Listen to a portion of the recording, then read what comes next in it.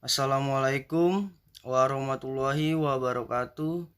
Perkenalkan, kami dari kelompok 7 yang terdiri dari 6 orang. Yang pertama, Nopiandi. Yang kedua, Riki Ubaidillah dengan saya sendiri. Yang ketiga, Ari Istanto. Keempat, Fitiana. Kelima, Sinta. Dan keenam, Fitroh. Pada kesempatan kali ini, kami akan membahas materi tentang pasar persaingan sempurna dan monopolistik. Pasar persaingan sempurna. Pengertiannya, persaingan sempurna merupakan struktur pasar yang paling ideal karena dianggap sistem pasar ini adalah struktur pasar yang akan menjamin terwujudnya kegiatan produksi barang atau jasa yang tinggi, optimal efisiensinya. Dalam analisis ekonomi sering dimisalkan bahwa perekonomian merupakan pasar persaingan sempurna. Akan tetapi, dalam prakteknya tidaklah mudah untuk menentukan jenis industri yang struktur organisasinya digolongkan kepada persaingan sempurna yang murni, yaitu yang ciri-cirinya sepenuhnya bersamaan dengan dalam teori yang ada adalah mendekati ciri-cirinya, yaitu struktur pasar dari berbagai kegiatan sektor pertanian. Dalam pasar persaingan sempurna, terdapat banyak penjual dan pembeli. Artinya, jumlah penjual dan pembeli sama-sama banyak. Maka harga tidak bisa dipengaruhi oleh satu penjual atau pembeli saja. Pasar persaingan sempurna. Pasar persaingan sempurna ditandai oleh hal-hal berikut ini, yaitu 1. Ada banyak pembeli dan penjual. Sebagian itu banyaknya sehingga masing-masing hanya membeli dan menjual sebagian sangat kecil saja dari jumlah total yang diperdagangkan di pasar. 2. Perusahaan menjual produk yang standar dan homogen seperti satu gantang gandum dan selembar saham. 3. Penjual dan pembeli memperoleh informasi secara sempurna tentang harga dan ketersediaan sumber daya dan produk. 4. Perusahaan dan sumber daya bebas untuk bergerak atau berpindah, yaitu mereka dalam jangka tertentu dapat dengan mudah masuk atau keluar industri. Sekian presentasi saya. Untuk slide selanjutnya akan dilanjutkan dengan rekan saya. Terima kasih. Ciri-ciri selengkapnya dari pasar persaingan sempurna adalah seperti yang diuraikan sebagai berikut. 1. Jumlah produsen banyak dan volume produksi setiap produsen hanya merupakan bagian yang kecil dari volume transaksi total di dalam pasar, sehingga masing-masing produsen tidak mampu menentukan harga. 2. Produk yang dihasilkan oleh para produsen adalah bersifat homogen, sehingga produksi satu produsen merupakan substitusi yang sempurna bagi produksi produsen lain. 3. Setiap pelaku dalam pasar mendapatkan informasi pasar yang tepat dan sempurna, sehingga setiap pelaku dalam pasar mampu membuat keputusan berdasarkan informasi yang tersedia di pasar. 4. Produsen sebagai price taker, di mana tidak dapat menetapkan harga, karena harga sepenuhnya ditentukan berdasarkan tarikan permintaan penawaran di pasar, sehingga setiap produsen menetapkan harga berdasarkan mekanisme harga yang terjadi di pasar. 5. Kebebasan untuk masuk dan keluar, di mana setiap perusahaan mempunyai kebebasan untuk masuk dan keluar dalam suatu industri. Perusahaan baru bebas untuk masuk ke dalam industri tanpa adanya hambatan dari para pemain lama. Begitu pula perusahaan lama memiliki kebebasan untuk keluar dari industri tersebut apabila melihat potensi pasar yang semakin mengecil. Pasar persaingan sempurna bagi masyarakat adalah pasar ini memberikan tingkat kemakmuran dan kenikmatan yang maksimal karena satu, harga jual output barang dan jasa yang termurah sebab skala produksi yang efisien. Kedua, jumlah output paling banyak sehingga rasio output per produk per penduduk maksimal karena setiap penduduk memperoleh barang dan jasa yang dibutuhkan dan ini berarti kemakmuran maksimal. Ketiga, masyarakat merasa nyaman dalam mengkonsumsi karena tidak perlu membuang waktu untuk memilih barang dan jasa dan tidak takut ditipu dalam kualitas dan harga. 4. Diproduksi barang-barang yang diperlukan konsumen dengan ongkos produksi yang minimum, sehingga semua skala ekonomi setelah dimanfaatkan. Hal ini tergambar pada AC minimum. Kelebihan pasar persaingan sempurna. 1. Pembeli sangat mengetahui harga pasar sehingga sangat kecil terjadinya kerugian atau kekecewaan.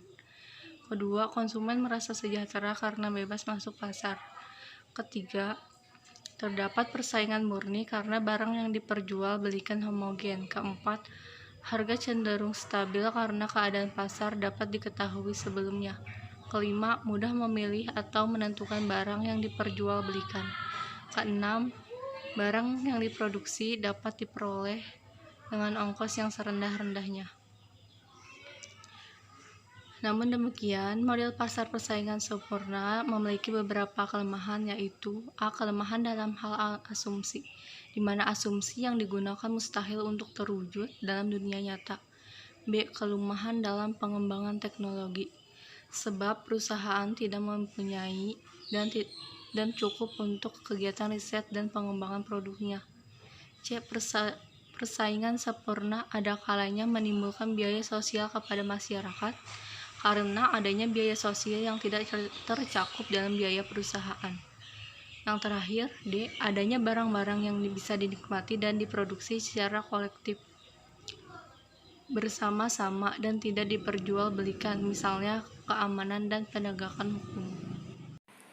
Perkenalkan, nama saya Fitra Hibzia. Di sini saya mau menjelaskan tentang memaksimumkan keuntungan jangka pendek di pasar persaingan sempurna.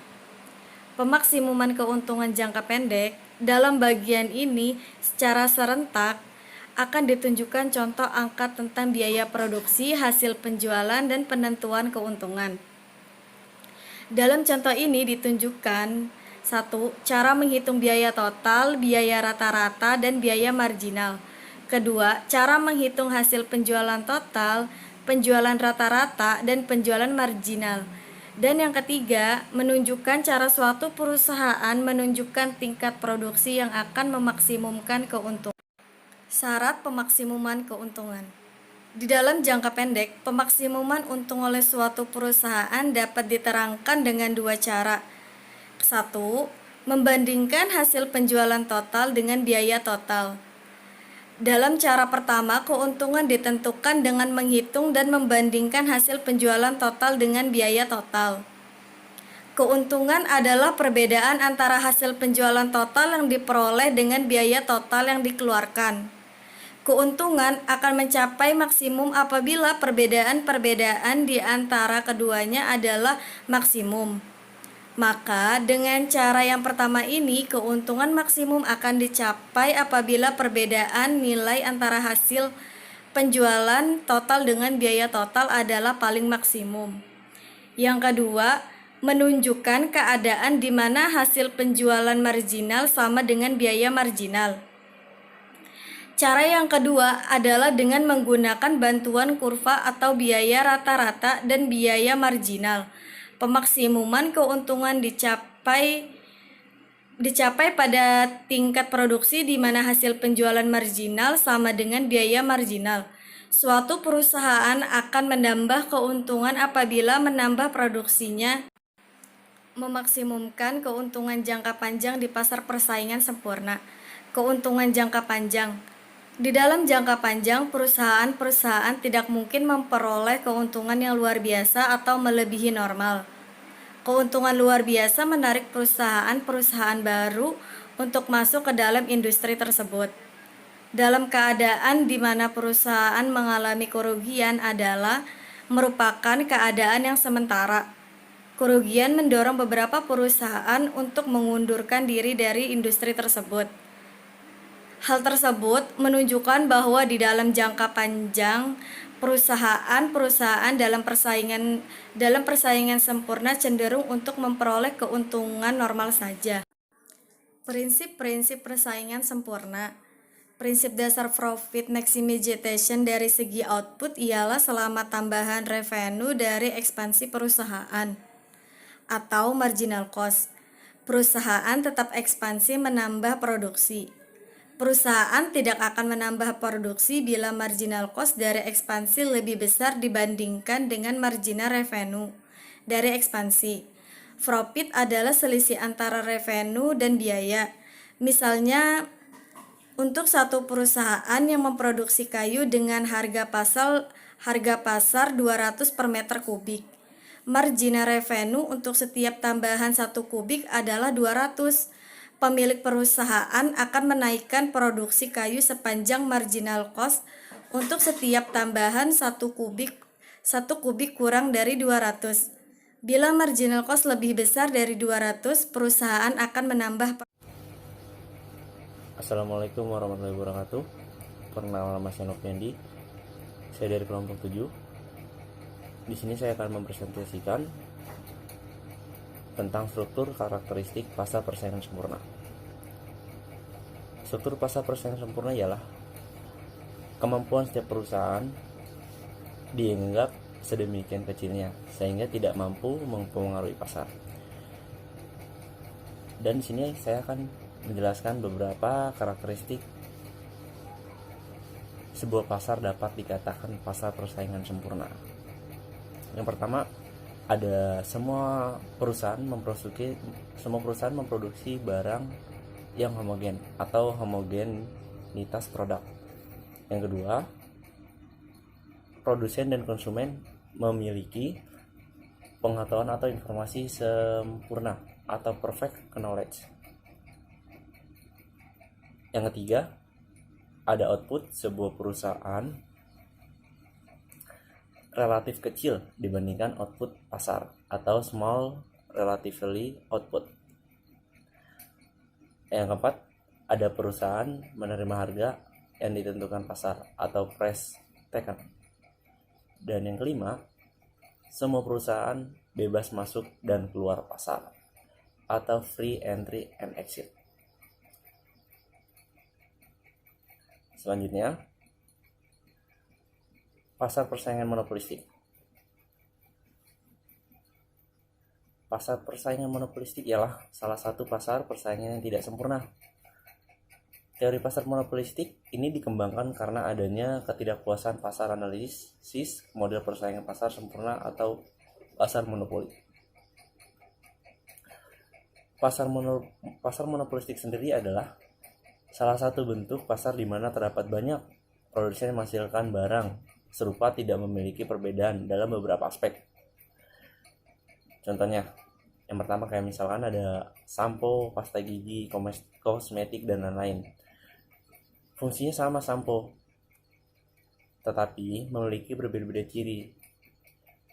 Misalnya perbedaan aroma, perbedaan warna, kemasan, dan lain-lain. Selanjutnya, ciri-ciri pasar monopolistik. Pasar monopolistik memiliki ciri-ciri yang melekat, yaitu diantaranya yang pertama terdapat banyak produsen atau penjual. Yang kedua, adanya diferensi produk. Yang ketiga, produsen dapat mempengaruhi harga. Yang keempat, produsen dapat keluar masuk pasar secara bebas. Yang kelima, promosi penjual harus aktif. Jadi, ciri-ciri pasar monopolistik tersebut harus selalu dipahami agar kita dapat mengetahui pasar monopolistik itu seperti apa. Yang selanjutnya, karakteristik pasar monopolistik. Pasar monopolistik memiliki kebaikan sebagai berikut. banyak produsen di pasar memberikan keuntungan bagi konsumen untuk dapat membeli produk yang terbaik baginya. Kebebasan keluar masuk bagi produsen mendorong produsen untuk selalu melakukan inovasi dalam menghasilkan produknya. Selanjutnya, pasar monopolistik juga memiliki kelemahan sebagai berikut. Yang pertama, ada pasar monopolistik memiliki tingkat persaingan yang tinggi, baik dari segi harga, kualitas, maupun pelayanan. Yang kedua, dibutuhkan modal yang cukup besar untuk masuk ke dalam pasar monopolistik, karena pemain pasar di dalamnya memiliki skala ekonomis yang cukup tinggi. Dan yang ketiga, pasar ini mendorong produsen untuk selalu berinovasi, sehingga meningkatkan biaya produksi yang akan berimbas pada harga produk yang harus dibayar oleh konsumen. Sekian presentasi dari saya. Terima kasih. Wassalamualaikum warahmatullahi wabarakatuh. Karakteristik pasar monopolistik, keseimbangan jangka pendek. Oleh karena kurva permintaan adalah menurun sedikit demi sedikit, sebagai akibatnya kurva MR tidak berimpit dengan kurva permintaan. Keseimbangan yang dicapai suatu perusahaan dalam pasar persaingan monopolistik adalah sama dengan di dalam monopoli. Keseimbangan jangka panjang, keuntungan lebih dari normal akan menarik perusahaan-perusahaan baru untuk masuk ke dalam industri tersebut.